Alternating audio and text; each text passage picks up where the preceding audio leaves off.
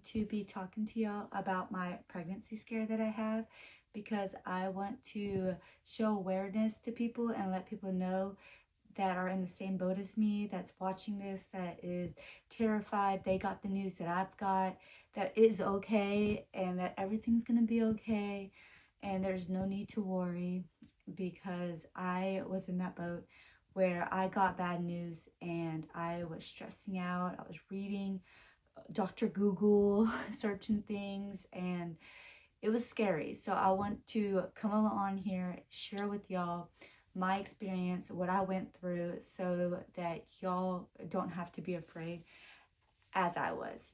So let's get on to it.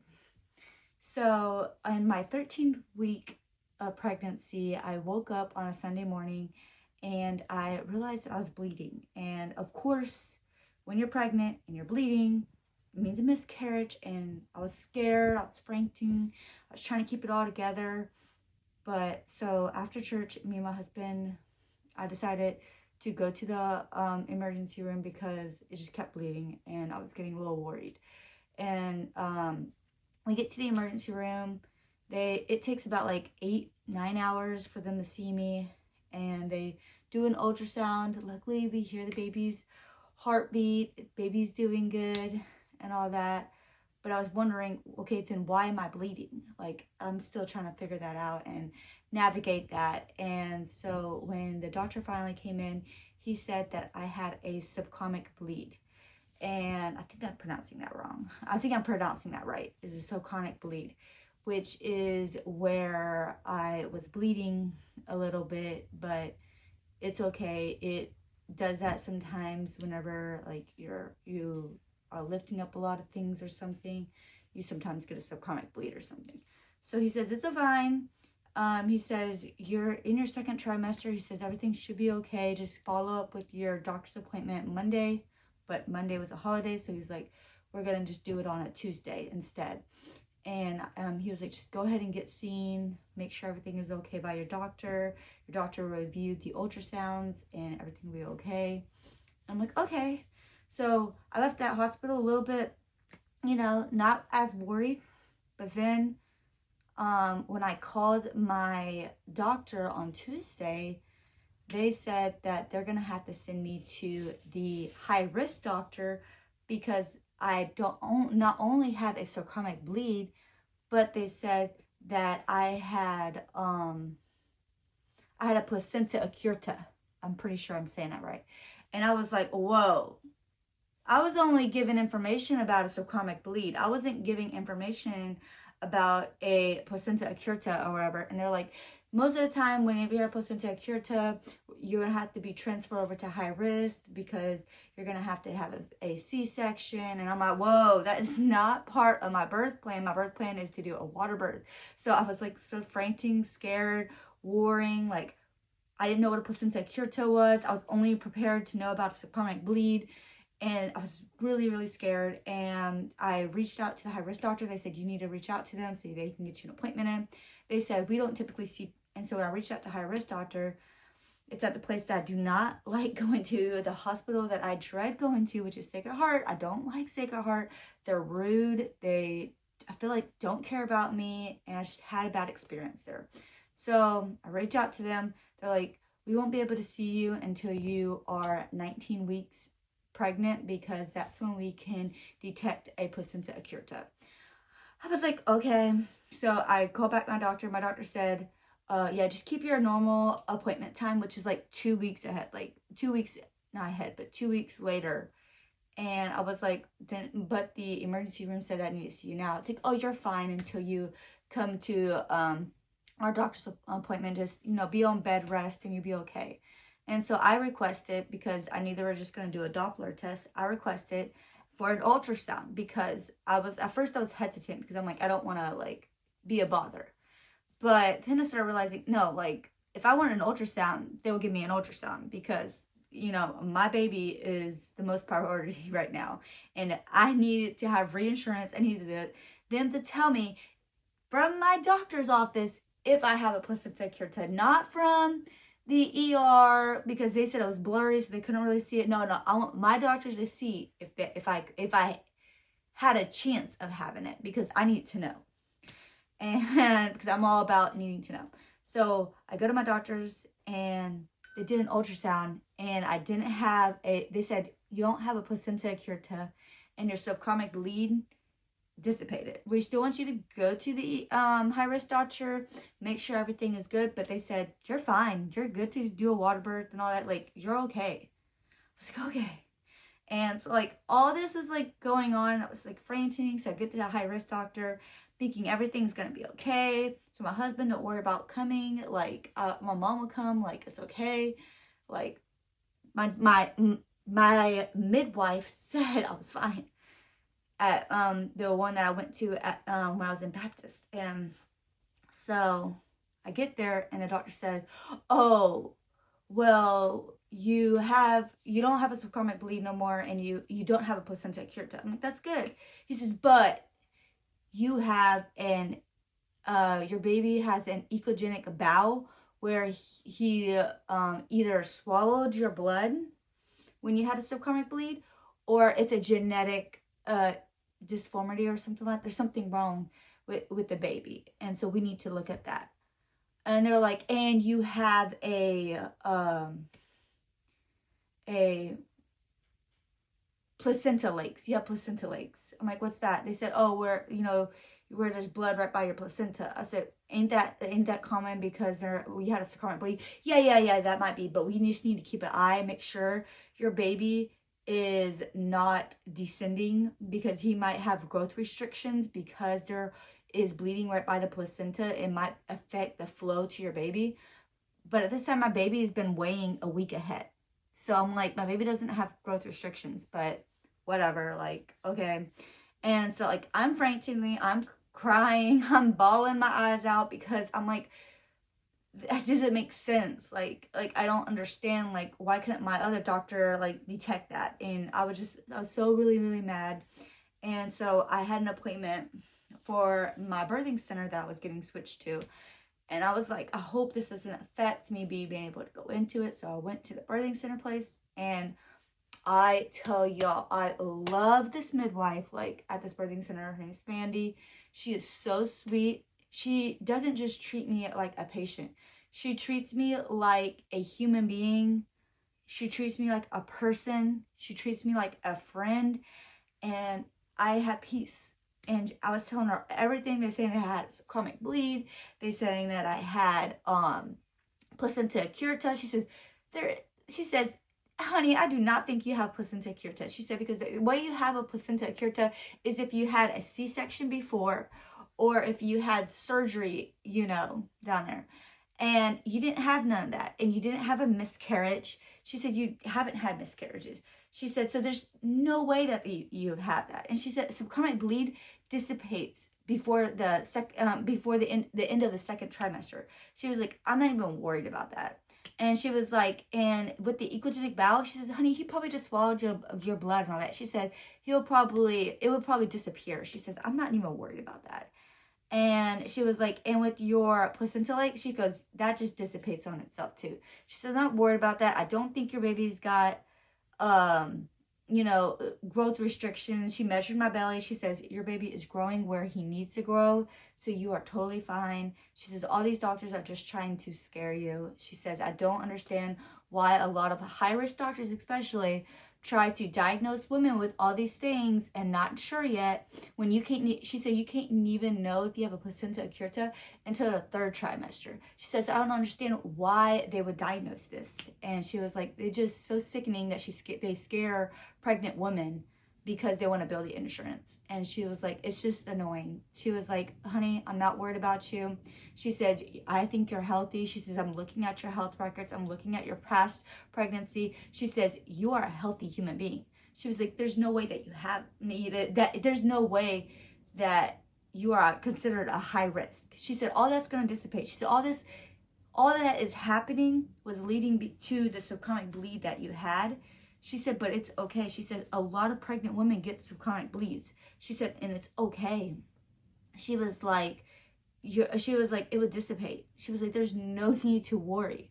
All these doctors are like, oh, you're going to have to get switched to us, the high risk doctor, so we can do a C-section. So they do this and scare the women and telling them they're going to have a C-section. But in reality, 9 times out of 10, the mom's placenta accreta, whatever they had, disappears. And they're like, oh, you can have a regular birth now.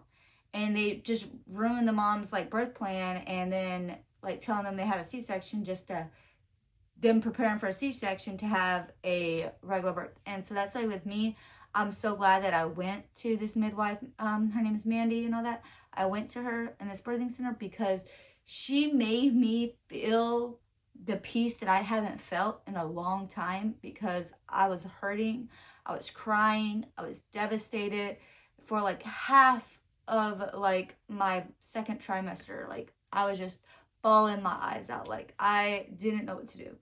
And so at my last high-risk doctor's appointment, she was, well, not high-risk doctor's appointment, at my birthing center, rewind. At my birthing center, my last appointment that she had, she said that when I gave birth to my first daughter, when I gave birth to my daughter, she said that they did not give me my Rodian shot since I'm negative blood and my daughter was positive blood. You can't have negative and positive mixing, so I needed a Rodian shot.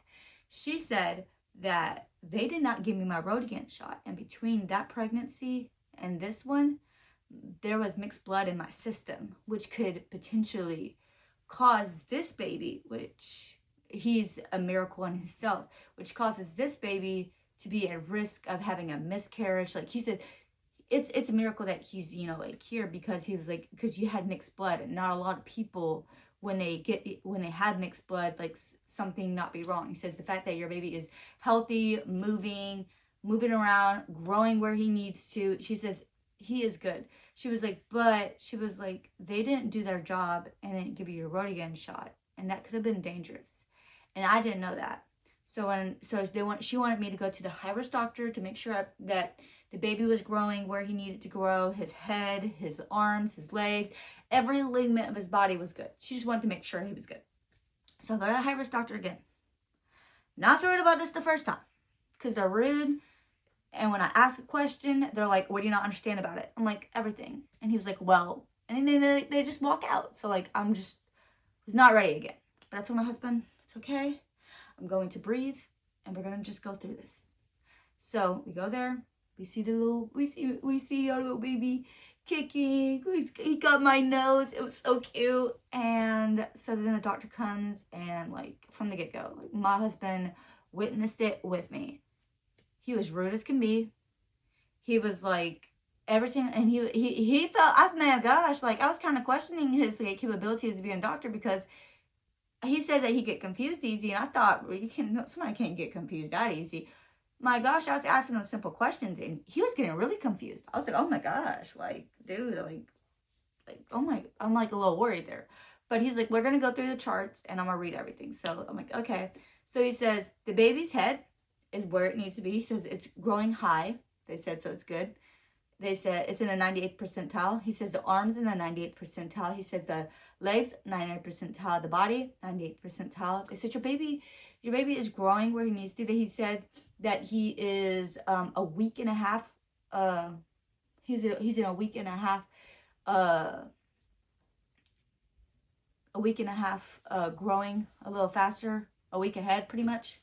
And they said that with that, and they said it was a 98th percentile. They said I don't have no placenta lakes no more. I don't have an echogenic bowel. So I don't have a subchronic bleed anymore. I don't have the placenta accreta that they said I had. They don't have the subchronic bleed. No, the placenta lakes. They said they don't have the echogenic bowel. He says it all dissipates, and this is why I don't trust the high-risk doctors, because they said it's all, your baby's healthy, and I knew that. And so that's why I want to come on here to show that to y'all, that a lot of times when you get diagnosed with these things, like, you know, just definitely pray about it. I've been praying about it, like a lot. My family's been praying for me and all that, but it's just like, literally, I take everything with a grain of salt, because I'm not going to change my birth plan unless I need to. And unless my birthing center says, hey, you're going to have to go to the high-risk doctor, you're not going to be able to be here, then okay. But I'm not going to change my birthing center plan because of what the high risk doctor says, because there have been so many cases of them saying all this stuff, and then for the end of the second trimester saying, oh, it disappeared. So like, I'm at the end of my second trimester now. I'm a lot better. That's why I had to take a month away from social media just to really just breathe and not be stressed out and all that, because I feel like I've had a lot going on and all that. But I want to share with y'all and with everybody else that is okay, that y'all are not alone, that everything will be okay, and all the things that the doctor says with the subchronic bleeds, if you have a subchronic bleed, if you had an echogenic bowel, if you had placenta accreta, or if you have a placenta like don't stress about it like at all, unless my midwife stresses about it, I shouldn't be stressing about it. And I love my midwife from the birthing center. She is so sweet. I feel like midwives at the actual hospital versus midwives at a birthing center is totally different, because midwives at the hospital, they're like limited, versus the birthing center, they're gonna give you the birth they want. If you want a water birth, they're gonna give you a water birth. If you want to have a natural birth but want to relax at your house, they're going to do that. They're going to do what the mama wants, and they're going to make sure that the mama doesn't get anything she doesn't want, and wants to make sure the baby's healthy, and wants to make sure that you get the experience that you want, because they're there for you. And I just wanted to come on here and tell y'all that y'all are not alone. I've had that scary moment of my life with this pregnancy, and like so scared, and they said that they told me my baby's healthy as can be. The doctor was a little clueless, but I was like trying to tell him, can he explain it, because I asked him, I don't have to come back here, but he wanted me to keep coming back because he was worrying that my baby was growing too big. I'm like, and that I might have gastro-diabetes. I'm like, I didn't have gastro-diabetes with my first child. Like, I don't understand. Like I don't show symptoms of it. Like, I don't understand. And literally my midwife's like, don't worry about it, sweetie.